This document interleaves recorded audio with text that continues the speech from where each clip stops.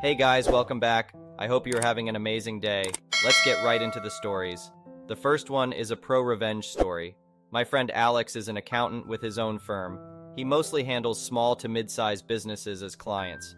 A few years back, he had this one client who owned 4 nightclubs spread across 2 nearby cities. Let's call him Dave.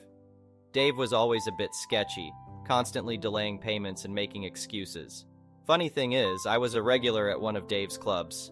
They hosted a popular poker night every Thursday that I attended. One evening, I was over at Alex's place knocking back some beers when he started venting about this client who owed him a massive sum and kept dodging payment. Though reluctant to name the client at first, he eventually slipped and mentioned it was Dave. Dave, the guy who owns those clubs? I asked, surprised. That can't be right. His place is always packed on Thursdays. Alex's eyes widened with interest when I mentioned the special cash discount Dave offered, 15% off your total bill if you paid in cash. The gears started turning in his head right then. A few weeks later, Alex called and asked if he could tag along to Dave's club for the poker night. Sure, why not, I said. After losing our cash at the tables and grabbing a few drinks, we headed back to my place since it was closer. That's when Alex laid out his theory. He suspected Dave was severely underreporting his revenue. The cash discount made it easier to hide income. Alex planned to closely examine Dave's finances, piecing together liquor purchases, operating costs like rent and payroll, and comparing it all against the reported revenue numbers. He had full access as Dave's accountant, and that's exactly what he did. After crunching the numbers, Alex concluded that Dave had been underreporting income by 35–40% in just the last year alone. But it went back further. Dave had likely been skimming off the top by at least 20–25% for years.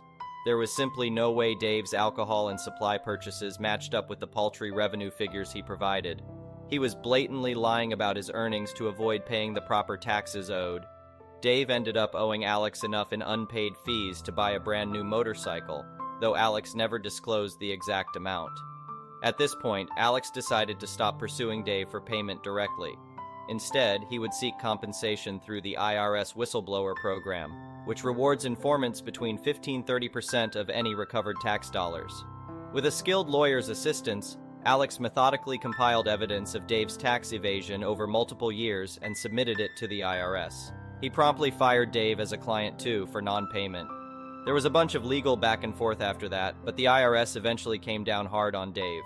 Turned out he had underreported over $4.5 million in income to the government across several years of operation. Dave lost control of his nightclub businesses as a result. As for Alex, he never disclosed the exact reward amount to me. But he did mention, with a sly grin, "Let's just say I no longer have a mortgage payment. Dave should have just paid me what he owed. It would have been much cheaper in the long run." The next one is an entitled people story. My wife and I had been dreaming of owning a boat for years. We both grew up near the water and have fond memories of long, lazy days spent sailing, fishing, and water skiing. As adults, boating was one of our favorite weekend pastimes, but having to rent boats started feeling like a hassle. We longed for the freedom of having our own vessel waiting at the dock, ready for adventure whenever we wanted. After over a decade of saving our pennies, we finally bought our dream boat. A spacious yet nimble 35-foot cruiser perfect for overnight trips along the coast. As part of the boat purchase, we also secured a permanent slip at the local marina.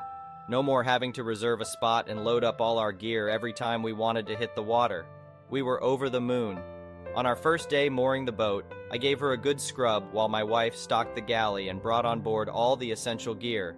As we were loading everything into the cabin, we noticed a woman standing at the end of the dock, glaring in our direction. She looked to be in her late 40s, with oversized sunglasses and a pristine tennis outfit. We smiled and waved, but she continued staring with pursed lips. Once we had finished stocking the boat, she marched over. "Excuse me, but do you mind telling me what you're doing?" she snapped at us, not even attempting a friendly greeting. I explained that we had just bought this boat and were moving it into our new slip. "Well, I don't know who told you that you could put your boat there, but you simply must move it at once," she demanded. My wife and I exchanged confused glances. "I'm sorry, what's the problem exactly?" I asked. "This entire dock is reserved for my boat and my boat alone," she huffed. "I will not have it cluttered up with anyone else's vessels." Now it was starting to make sense. This must be the infamous Doc Karen that the Marina office had warned us about. They mentioned a woman who felt entitled to the entire marina and gave new boat owners a hard time. "I'm afraid you're mistaken," I said politely. "We purchased this boat and signed a lease for this slip. We have just as much right to be here as anyone else." "Absolutely not," she snapped. "I will not stand for this. That is my private docking area, and your junky boat is trespassing." I was trying hard to stay calm and reasonable, so I showed her our dock slip rental agreement from the marina, but she refused to even glance at it. "Listen, I don't know who you think you are," she seethed, "but if you don't move this piece of trash immediately, I will call the marina office and the police and have them force you out." At this point, my patience was wearing thin. "Ma'am, I ask that you please lower your voice. Threatening to call the police on law-abiding boat owners is wildly inappropriate. I'm going to have to ask you to leave us alone." Well, that only made her more furious. She began snapping photos of our boat with her phone. "For evidence!" she shouted. Then she proceeded to call the office, demanding they remove us at once from her dock. Of course, the office staff knew we were in the right and told her as much. But she refused to back down, calling them incompetent and threatening to have them all fired. Eventually, she gave up on them and said she would be calling the police next. At this point, my wife and I decided we would go straight to the marina office ourselves to explain the situation and make sure they had official documentation showing we had every right to be there. When we arrived, the staff were extremely apologetic about her behavior. They pulled up their records showing that we were assigned to that slip and that the woman named Karen Smith did not in fact own any exclusive rights to the dock as she claimed. They assured us not to worry and that they would handle Karen. Just then, 2 police cars pulled up with lights flashing. Karen had followed through on her threat to call them. The poor officers looked bewildered as she immediately accosted them, screeching about trespassers and property theft. Calmly, the marina manager stepped in and explained to the police that we did in fact have the legal right to be there. He showed them all the paperwork, lease agreements, and docking records that proved our case. Meanwhile, Karen was getting more shrill and hysterical by the minute, seeing her lies crumble. She made a grab for the documents, insisting they were fake. At that point, an officer had to restrain her. Despite all the evidence against her, she continued spewing her wild accusations. Her behavior was so erratic that the officers had no choice but to detain her briefly. As she kicked and screamed about suing everyone in sight, they finally disclosed that this was not her first episode.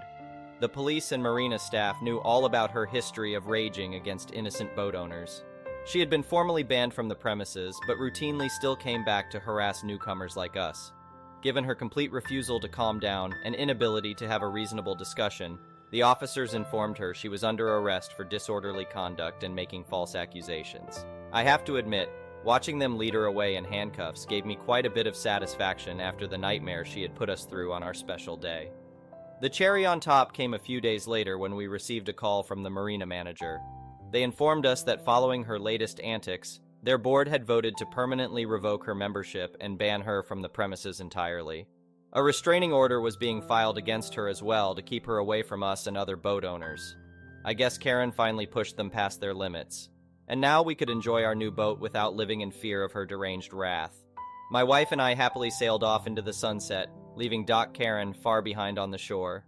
The next one is a petty revenge story. So to keep it simple, yesterday, I got a Siamese fighting fish, or known as a betta fish, named Eclipse, due to obvious reasons. I unfortunately didn't have a proper aquarium for it, so I made one out of a large storage container from Home Depot, plastic, a coffee mug, sponge filter plus air pump, and a little bit of sand. Wasn't perfect, but it would do until then.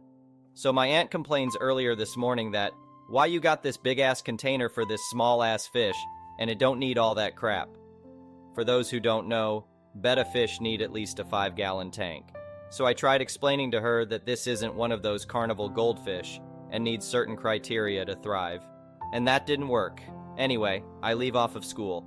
I get a call from my girlfriend, God, I ducking love her, that I can have her old 30-gallon aquarium plus filter and heater.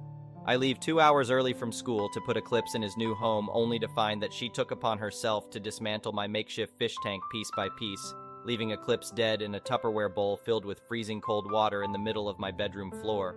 When I confronted her, she said, I told you her don't need all that crap, and that's what fish do. They swim and die. Bet. So once she left to run errands, I went into the living room and grabbed her picture of her deceased grandfather, the only thing she has left related to him. And I dismantled the frame, bit by bit. And when she comes back home, where she's gonna find the picture? At the bottom of the bowl, torn in shreds, in freezing cold water, in the middle of her bedroom floor. Sure, it might be a fish, but it was my fish, my money, my joy, literally murdered in cold blood. Welp, tonight she's gonna learn just how little things can make a big difference. Swim in peace eclipse, who lasted as long as her namesake. The next one is a malicious compliance story. About 4 years ago, I decided to downsize and purchased a 29-foot fifth wheel for my 3 cats and myself. I was fortunate enough to find a spot in a park that was nearly perfect for us. Almost everything I needed was within walking distance or a 5-minute drive, and my cats were allowed to roam freely on the condition that they used an outdoor litter box I maintained in my space, and they did not cause any problems such as noise or fighting with other cats. The rent was reasonable and fixed for 2 years with all utilities included except for electricity, so I was honestly thrilled. A year and a half went by, and all seemed well until one evening I returned home from work to find a note taped to my door. I unfolded it to discover that a complaint had been made against my cats to park management, and I needed to come into the office to discuss some matters. This was my first note from management during my time there, and my only real interaction with them had been the occasional wave as I passed by the office or the monthly rent payment ritual. It was already 1845, so I decided to wait until the next morning. To avoid further complications, I brought my boys inside for the night and settled into bed around 23 o'clock. I awoke around 8:15 to someone pounding on my door, which actually loosened the hinge pin on my interior door handle, and I opened it to meet Karen. Not only did she truly embody the very essence of the stereotypical overbearing manager, her name was also Karen. "Can I help you?" I asked, bleary and barely awake. "Hi, I'm Karen, the new park manager, and we need to talk about your cats," she said, visibly energized, likely from her 5th bottle of cold brewed coffee. "Yes, I saw your note and was planning to come by when I got up," I responded. "Well, the office has been open since 7 o'clock, so I just thought you were avoiding me," Karen retorted. "I typically work nights, so I'm not usually up at 7 o'clock, I explained. "Oh, so you're the roll out of bed around noon type then," she said in a tone that sounded incredibly condescending, whether intended or not. "Usually closer to 10 o'clock, but I'm awake now. Let me throw on some people clothes and I'll be right over," I replied, mirroring her earlier Kai.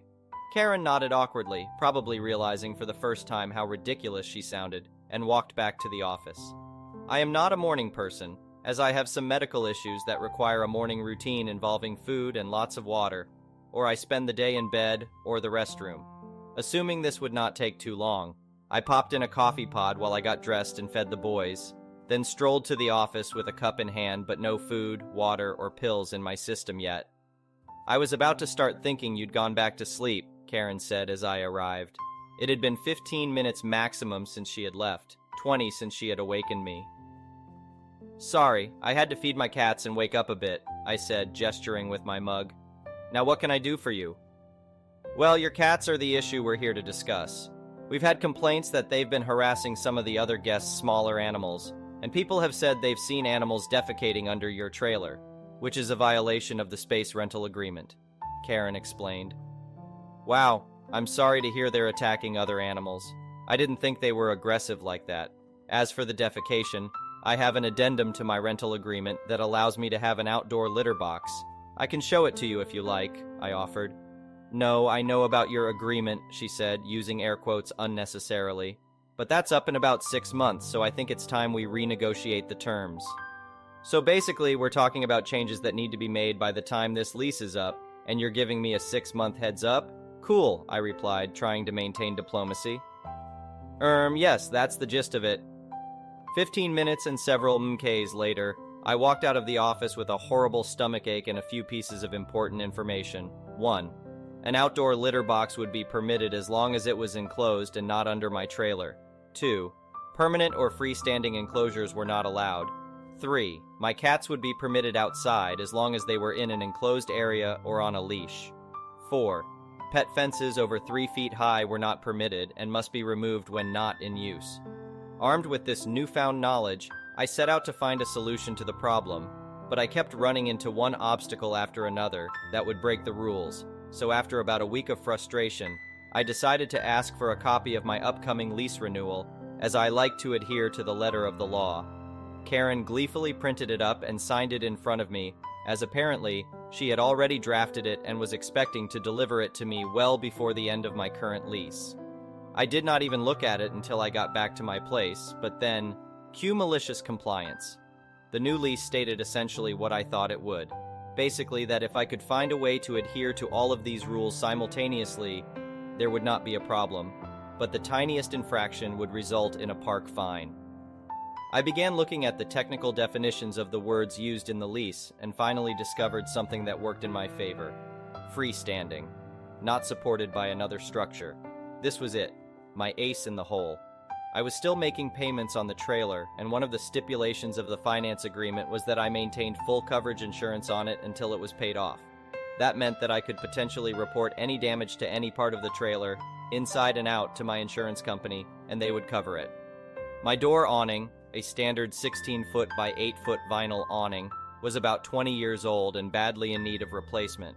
So I called around and found a place that does awning repair and installation, as well as solarium design. I met with a consultant, Mick, on Friday afternoon and told him exactly what I needed and why. He smirked and asked for my insurance information, then told me he would call me the following Monday. Monday rolls around and my boys have been inside all weekend, so we're all going a bit crazy being cooped up together for so long at a time. And I was awake at 9 o'clock when the phone rang. I ran to it gleefully, expecting to find Mick on the other end of the line. But instead, I found a representative from my insurance company, who was calling to inform me that my repairs had been covered and my deductible was something like $430. Not ideal, but given the scope of what was about to happen, I did not mind too much. I went to the office and told Karen's husband, Dave, that I was having my awning repaired, and I was just waiting for an installer to call me.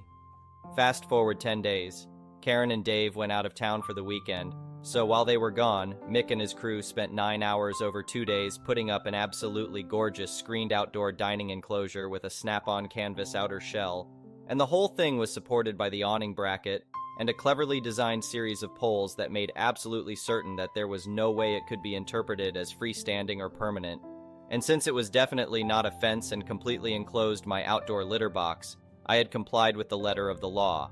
Now I prefer to err on the side of caution, so I also implemented a contingency plan.